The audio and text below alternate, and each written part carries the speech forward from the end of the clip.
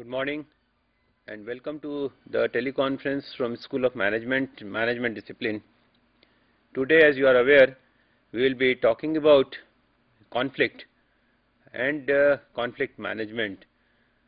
We will try and see what are the sources of conflict, what is the process of conflict, how conflict gets generated, what are the effects and causes of conflict, what it does, how it affects various stakeholders, how it affects various parties in the organization and the society, and how can we minimize if we cannot control the whole lot of conflict.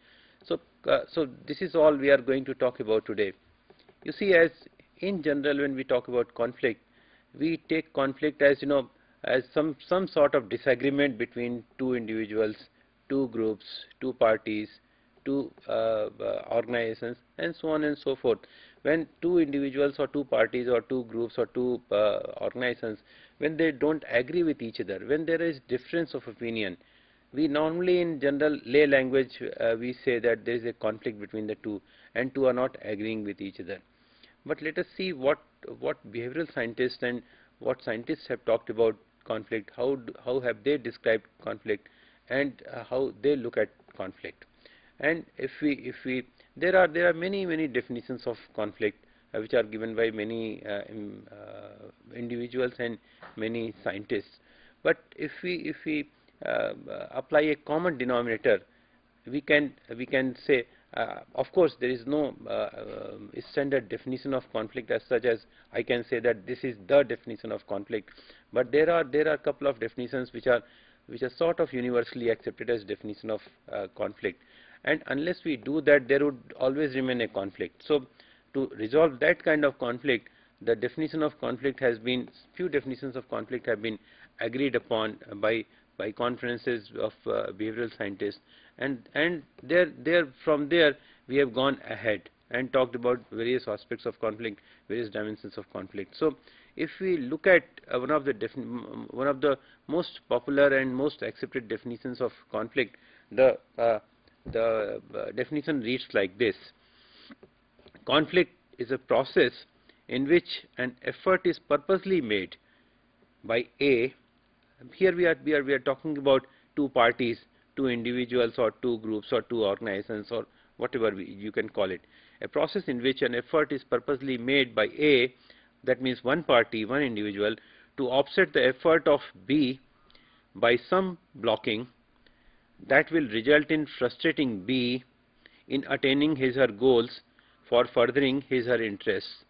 So basically, in this definition, what we are saying is that there are two parties, they have different goals to pursue for themselves, and they do not gel with each other. One is a block in the road of the other person or other group or other individual or other organization to for other organization or other individual to attain a particular goal.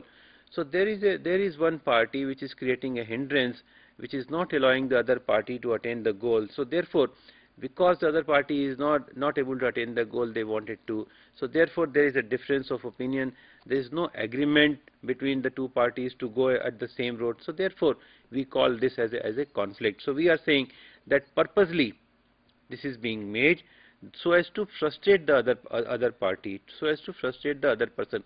Normally we normally say that let me see how he does that kind of thing, or how he completes this work, or how he gets this kind of thing. So when that kind of situation arises, there we can call that this is a conflicting kind of a situation.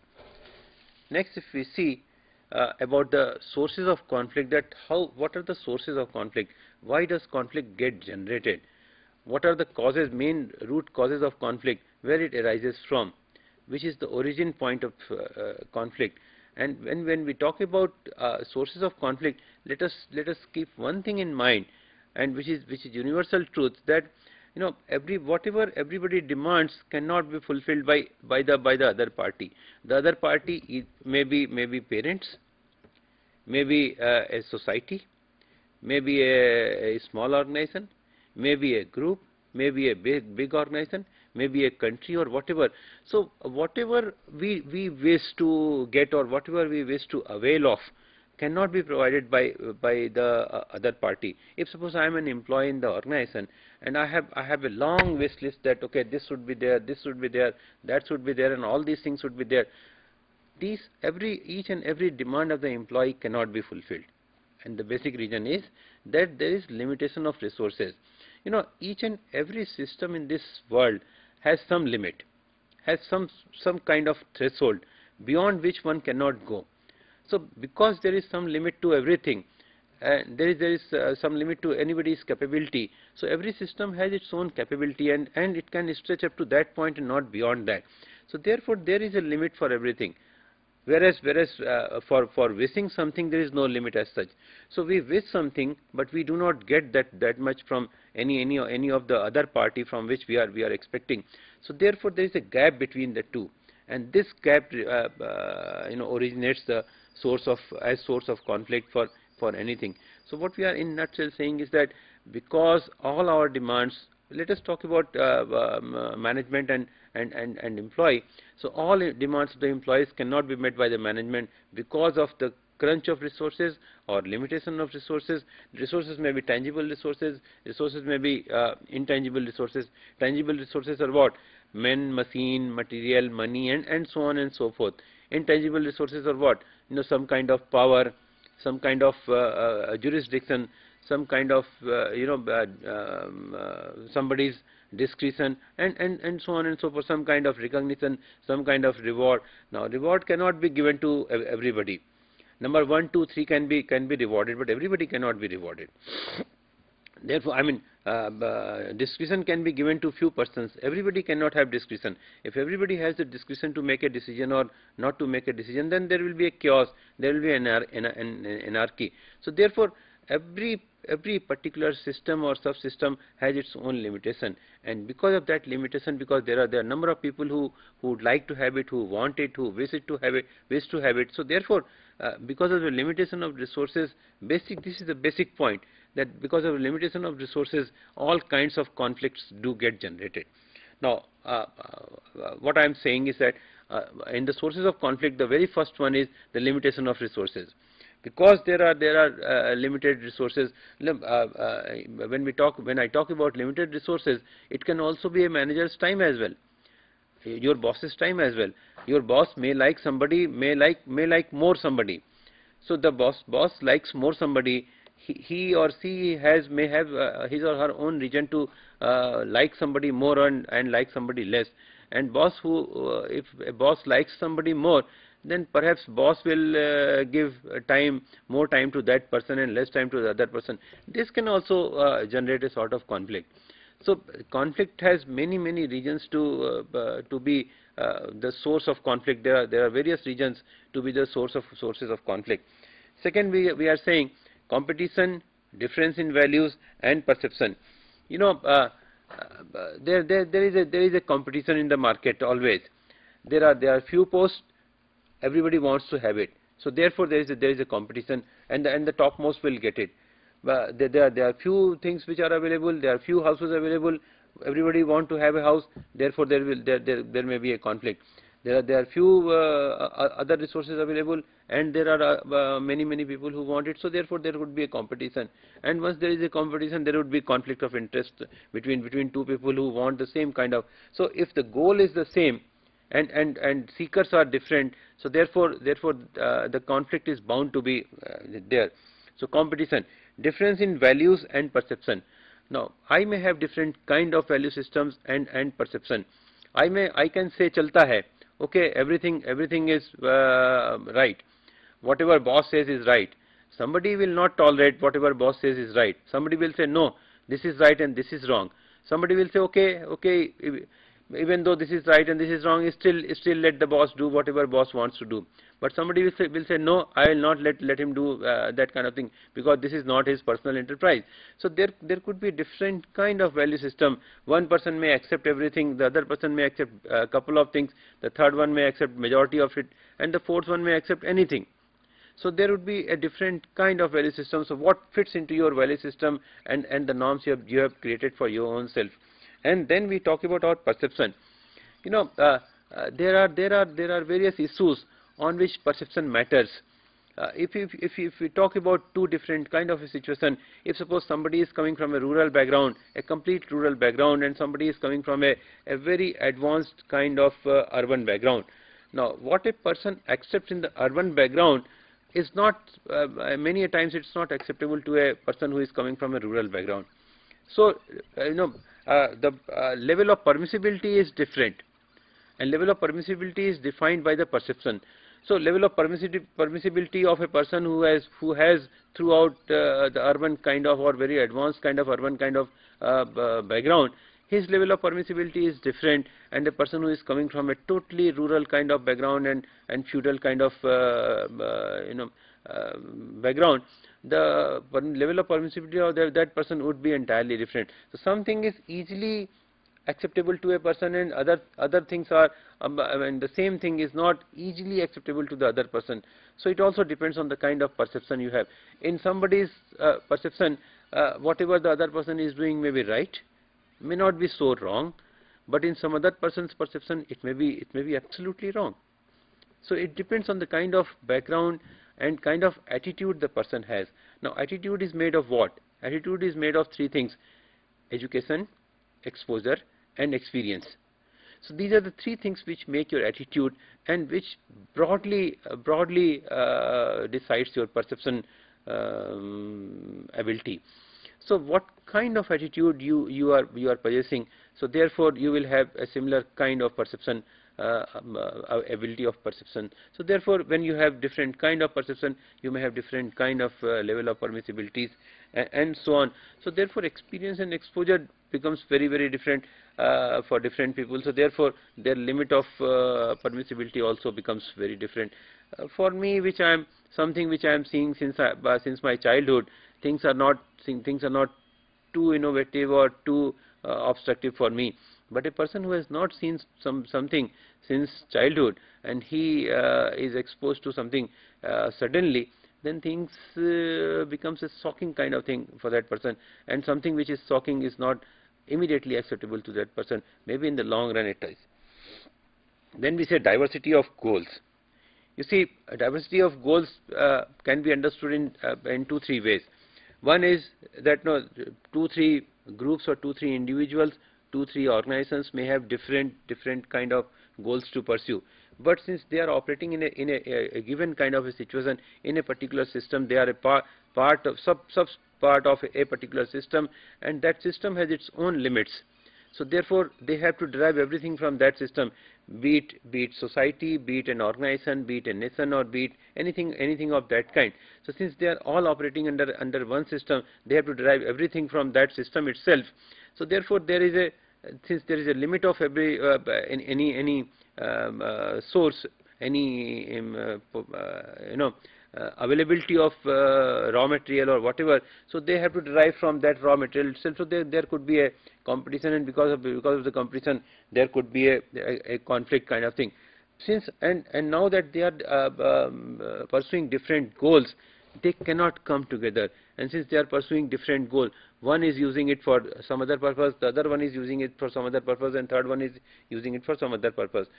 But in the long run, what happens, and this we will also see in the long run when we go along, that sometimes what happens that we develop a kind of perception that whatever I am doing, or whatever my group is doing, or whatever my organization is doing is right, and whatever other persons are doing, or other groups are doing, or other organizations are doing, they are wrong. So, sometime you find that kind of perception as well. So, there could be different goals, and there could be conflict. Now, there could be persons working in the same organization and pursuing different goals. This may be true in case of different departments of the organization.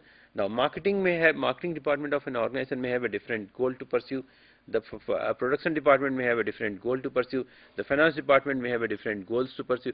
No, the three are working under the same organization. Their broader goal is the same, the development of the organization, but their subgroups have a different kind of goal. The finance will say that let us follow the measures of austerity, and let us not spend too much on anything. If you do not spend too much on anything, then a marketing person will say, if you are not advertising, if you are not making people exposed to whatever products you have, you are not going to have the sales. Then sales people will say that unless we give some kind of incentive to the dealers or so on and so forth, we are not going to able to promote. So finance people's internal goal and people's of and goals of marketing people may not gel with each other. Same may be true about production and R&D kind of thing. Finance will say let us not spend so much. R&D will say unless we do some kind of experimentation, we may fail also in experimentation. Unless we do that, how can we innovate? So they may not gel with each other. Third may be production and marketing. Now marketing people want a different kind of product. Production says no, we have this kind of limitation, so we cannot offer this kind of a product. This kind of change is permissible and other kind of changes. So there could be different kind of different goals being pursued by sub parts of a particular organization. There could be a conflict. There are other kind of goal incongruence. We may call it goal incongruence. We talk about the first lesson in management. We talk about personal organizational goal congruence. That this is about the leadership. That the leader's goal should be in congruence with the goal of the organization. But many times we have seen, everybody has seen that this does not happen many times. A leader projects his own goal as the goal of the organization. So many people may agree, many people may not agree. So that also becomes a source of conflict. Now, attitude. As I have said, that attitude is very important. Attitude makes your personality. Attitude forms the major part of your personality. So we may find different kind of person. We may find type A person, type B person. Type A person is the one who wants everything immediately, instantly to happen. Whatever he feels is right must be done immediately then and there. He is in great hurry to achieve whatever he wants to achieve. Whereas type B person is an easygoing kind of a person. If when in case of type A person, if the employee or the subordinate has made a small mistake, this becomes a big thing for him, and he makes a big hue and cry for that kind of thing, that kind of mistake. But for type B person, he says, okay, no problem, you will learn next time. You should be careful. You should not commit. You should be in a hurry, but you should not be in haste, and so on and so forth. So he will give a different kind of lesson, while type A person will give a different kind of reaction for the same kind of thing. When we talk of attitude, sometimes we say this person is a negative person. Sometimes we say that this is a very selfish person. Sometimes we say, we attach different kind of adjectives to different kind of person according to our perception about somebody else's attitude. If suppose that is true, if somebody is very selfish, if somebody is myopic, if somebody is you can say not so well versed with the ultimate goal of the organization, or so on and so forth. So that also becomes a sort of conflicting kind of a situation. If somebody is very careless about the ultimate goal of the institution, the other person is very much careful about the same. The two will not gel together. So therefore there would be a conflict. Now expectation. Now expectation is also a very potential source of conflict. I mean, if suppose I talk about, say, role expectation, and I take a very a simple example, that let us talk about two roles, a role of a boss and role of a subordinate. Boss may have different kind of, now I am a subordinate, I have got a designation for myself, and that designation means something to me. And I have my own perception about my own designation, that okay, since I am so and so, I have these many things to do to discharge my duties. So if suppose I have listed down 20 things for me to do to discharge my duties. Now my boss may have different kind of perception. In my boss's perception, I should be doing 40 things to discharge my duty sincerely and seriously. Now there is a gap of 20. Now again the limitation of resources will come here.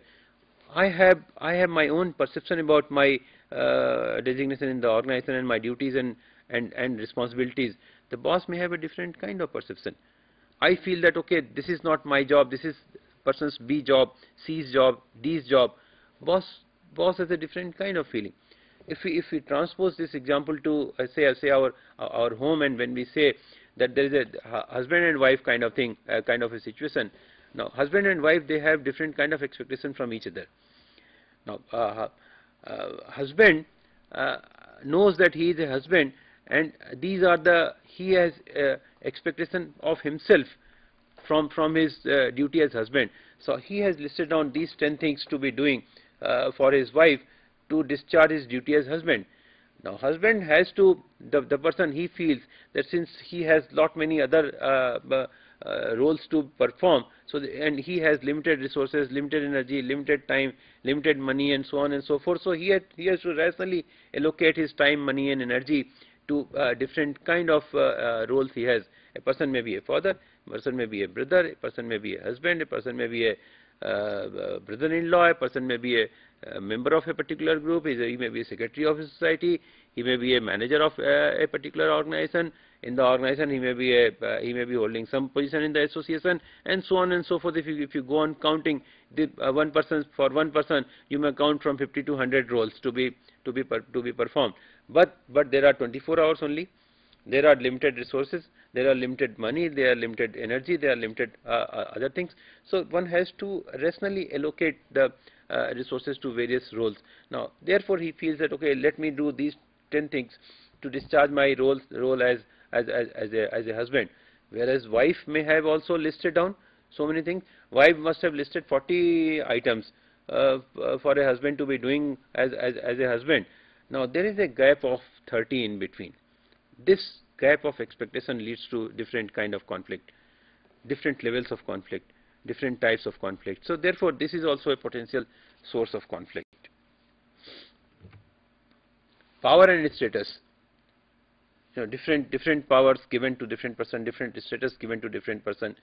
Now if somebody is given a car with red light and somebody is not at the same level because of the rules and regulations. Rules and regulations are also not accepted by everybody. Everybody will find fault with some of the rules and regulations as well. So therefore power and status also becomes a very powerful source of conflict. Ideology and culture. Ideology and culture includes values, perception, stakeholding. No, I may have a different kind of ideology to pursue. I belong to a particular ideology, and I believe in that ideology very much. And somebody who doesn't believe in that ideology is not acceptable to me. So therefore this also becomes a point of conflict, and this also generates a lot of conflict at many places. Ideology of top management may be always different from the ideology of the employees in the organization. So ideology of top management may be different. Say if we talk about profit-making organization, the topmost ideology and topmost in the mind of the top management maybe the profit. Everything else revolves around the profit. If he wants to do anything, he would like to see the profit in the center. That this activity going to give me some kind of profit or not? Is this activity going to give me some kind of long-term, short-term, no profit, some kind of break-even or whatever? If it comes below break-even, then the person may not be interested in doing that kind of thing, because he is in the business, and business is not for loss. So therefore ideology may be different. Ideology of the employees would be that we should be taken care of. All our dimensions, all our problems should be taken care of. Whatever happens to the organization, we don't care much, because of course in any case the owner is earning much more than he should be otherwise earning. So therefore that kind of conflict may also be there. Task interdependence. No, there is a assembly line, and there are task interdependence. In fact, no, one depends on the other.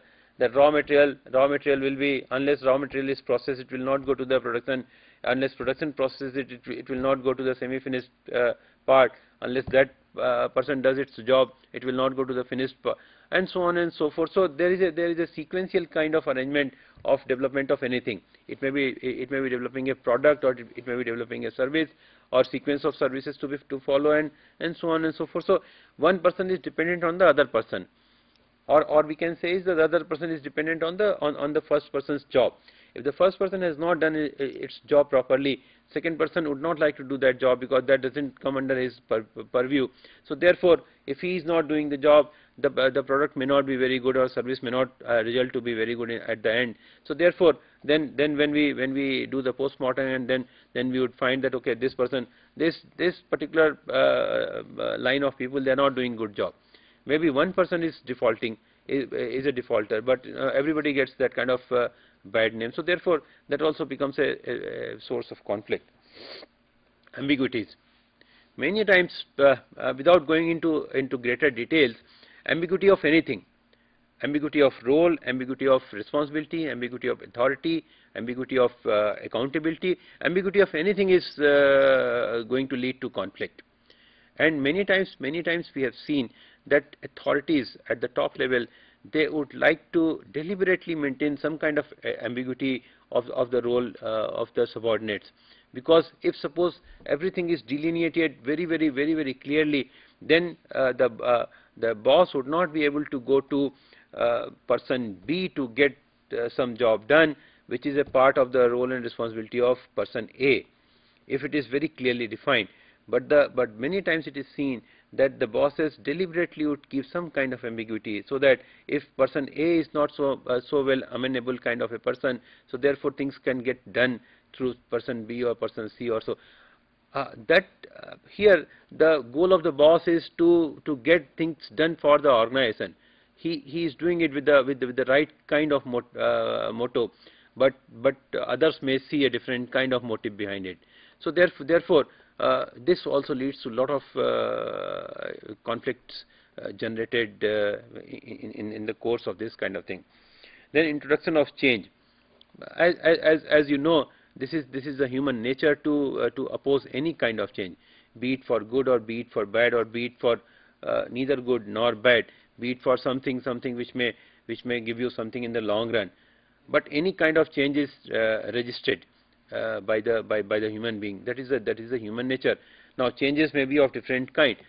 You have seen a lot of problems in mergers, acquisitions, takeovers, creation of different departments, deletion of different departments, merger of two departments, creation of a new organization out of a big organization, a small organization, and so on and so forth. So any kind of change is a point of conflict as well, because people would have different kind of perception of that change and repercussion of the change, which may not be happening true with the top management as well. Now nature of communication. Same thing being said in different by different people in different manner. Communication it's very important, and there are various barriers to communication, and you have seen it in various courses of HRM, that what is communication and what are the barriers of communication. I would give you a couple of examples of what happens in communication. Now this is a live example. I mean, this is a true example I am giving to you. There was a case in fact that somebody was working as class 4 employee for a boss very sincerely, but the person for whom the person was working was not a very literate kind of a person, was either let us say that he was not very comfortable with English, and when he wrote his he used to like that subordinate very much. He used to praise that person very much. One day what happened, that subordinate got a notice from the administration to explain some of his behaviors, and also he was asked why some action should not be initiated against him. Now when he got that kind of notice, and he went to that boss, he says, what have I done? In fact, no, I have been very sincerely serving you, and I have been so loyal to you, and then why is this happening? He said, nothing has happened. I have not written anything bad about you. I don't know why it is so, but I have not done anything to you. In any case, these people went in greater details of that particular case, and then what was found is that the person who was to write the confidential report of that subordinate was not very well versed with the English language, and he used to feel that this person is a very punctual person. So what he wrote that he is very punctual. Now he works hardly. he wanted to say that he is a very hard working person, then he wrote he works hardly. Whereas he meant that he is a very hard working person, but since he was not very good in English, so he wrote he works hardly. And over and above that, because that person used to come very early in the morning before the boss used to come, and he would be remaining in the office till the boss is sitting in the office, either it is 7 o'clock, 8 o'clock, 9 o'clock, till the boss is sitting, the person would not go.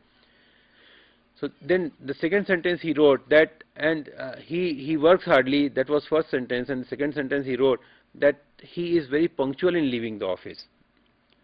So what he meant was that he is a very hard working person, and he remains in the office till I need him in the office. In fact, he is there, but he wanted to say that he is a very punctual person. But when when the two sentences are read together, that he works hardly, that means he doesn't work at all. He does not work well. Second sentence says that he is very punctual in leaving the office. He doesn't work and leaves the office at the right time. That means at 5 o'clock or 6 o'clock. So he doesn't work and he leaves the office very early. So he is very punctual in leaving the office. He wanted to say something else while he meant something entirely different. So same thing, communication is very important, no? So there are various cases of this kind, various examples of this kind where communication becomes very important. And because of the communication, I want to say something, but I don't know how to communicate. You can communicate the same thing in a very pleasant manner. You can communicate the same thing in a quasi-pleasant manner, and you can communicate the same thing in a altogether different kind of manner. If you want to maintain your dignity as a boss or whatever, then you would say it in a different tone altogether. The tone matters, and also the content, as you have seen. Then availability of choices. Many times, a person is faced with similar attractions and similar repulsions and some kind of exclusivities. This we will come little later. Now, if we see the sources of potential conflict, there are two modes. One mode, sources of potential conflict. These are some examples. And one mode is when we are in perception under conflict escalation mode. When we want to further increase the conflict. When we want to add to the conflict. When we want to fuel the conflict. And the second mode is that when we want presentation and resolution of conflict. When we want resolution of conflict, one is escalation mode and other one is resolution mode. So what happens what is the perception in resolution mode and what is the perception in escalation mode, and what are its after effect? You see, if you are concerned for something, and if you are in escalation mode, then you will see it as a very narrow thing. You would see only your own concern, and then this will result into short-term kind of perspective. While if you are in the resolution mode, you will see a wider concern. There would be a wider concern, and perspective would be a long-term kind of perspective. Same thing is true about goals. If it is conflicting, when we are not in a mood to resolve it, it will be looked at varied and complementary when we are in the resolution mode, and therefore the resultant orientation would be different. Same thing about power, ideology, and relationship as well. So these are the two approaches of looking at conflict. In fact, one is escalation mode and other one is resolution mode. When you want to escalate the conflict, then things are seen differently, they are perceived differently, they are acted upon differently. And when you want to resolve the conflict, then things are perceived and acted upon quite differently. So therefore, in two situations, the resultant action and the result of two actions would be entirely different. So this is how we have different kind of perception and different kind of reaction in two different kind of situation. Now let us see how many types of conflicts we are aware of, or we can look at. Perceived conflict, latent conflict, manifest conflict, line and staff, organized and unorganized conflict. Let us look at all these first. Now, what is perceived conflict? This is the perception that conflicting situation exists. Now, I may have a perception that there is a conflicting situation persists in the organization or in the situation I am working in. I may be there is a conflict between two perceptions. There may be a conflict between two actions. There may be a conflict between two persons. There may be a conflict between two approaches being taken up. So I may perceive that as a conflict, whereas it is not compulsory, it is not mandatory that those perceptions are true. I may perceive something as a conflicting kind of a situation, but that may be a conflicting situation, that may not be a conflicting situation. Many times you would have seen that you perceive that boss is not happy with you, or somebody has not behaved well with you. But when you go and ask the person that is there any problem, then he will say no, not at all. Then a person says, okay, I thought because you said this, because you acted that way, because you didn't see me, because you didn't respond to my wishes, or this or that, you said something in the meeting, so I thought you are not happy with me. We may feel that the conflicting situation is there, but that may be true, that may not be true. It may be other way around also, that conflicting situation may exist, you may perceive it, but the extent of it may be much higher than what you are perceiving. Then you perceive, you have your perception may be, it may be a late perception, or it may be a very poor kind of perception. So there could be different things. Latent conflict is something, it doesn't emerge into open. Many times we have a kind of crushing feeling from within, that okay, this person has behaved with me like that, okay, because there are constraints, I cannot do something right now, or I cannot do because of the position, because I am a subordinate, because I am a superior. Sometimes both the situations are there. If somebody is superior and person cannot react, because the person is in a much higher level and he cannot react to everything, then he feels that okay, let me see this person, as and when I get some chance, I will see that person. Same may be true with the subordinate also. A subordinate may feel constrained because the superior may take any action superior wants, and superior may behave in any way the superior wants. The subordinate may nurture that kind of feeling within, that okay, let me get that opportunity any day, and once I get the opportunity, I'll see.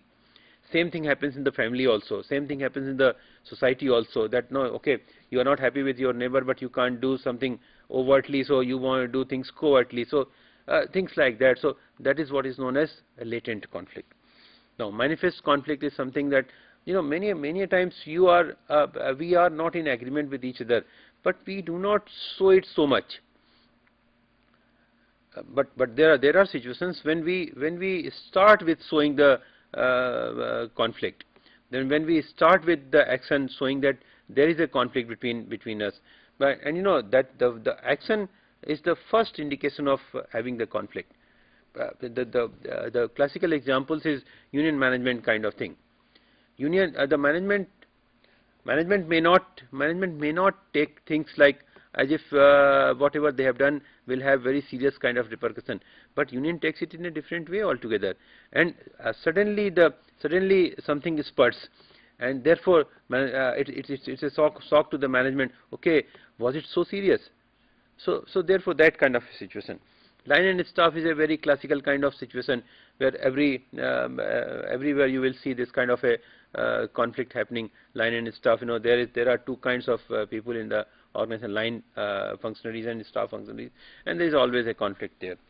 Unorganized and organized conflict. Unorganized is something which is not planned, or something which erupts abruptly sometimes because of some action or because of some reaction. But organized conflict is strikes and lockouts and dharnas and hartals and things like that. They are known as organized conflict. That you also inform the authorities that okay, from tomorrow or from day after we are going to have dharna because you are not hearing us, because you are not meeting with our demands, or so on and so forth. So that is called organized conflict. So this organized conflict is normally seen in a fashion where an advanced notice is given, and the other party is aware in advance that okay, this kind of situation is going to happen from tomorrow or from day after. So this is what is known as organized and unorganized kind of conflict. Unorganized is basically a sudden spurt in anything. Then we say conflict within an individual and conflict between individuals, conflict between an individual and a group, conflict between groups within an organization, and conflict between organizations. So these are the other kinds of types of conflict which we are aware of. And conflict within an individual is what? You know, this is what is known as dilemma also, that you are not able to decide to go which way, and you may have two equally attractive kind of alternatives before you, and you don't want to leave either of them. You want to have both of them. So you are not able to decide which way to go, and how to go, not without losing any one of them. So that is a kind of situation which is conflict within an individual. Uh, dilemma is a word which has come from German mythology. In German mythology there is a huge animal, and here the animal has two big horns, and the person wants to achieve something, wants to get something, and but he has to climb one of the horns to get it. In fact, he is not able to decide whether to climb this way or climb that way. So that situation is called dilemma. It comes from German mythology. Anyway, this session we are ending here, and we will be back after 15 minutes at 12 o'clock.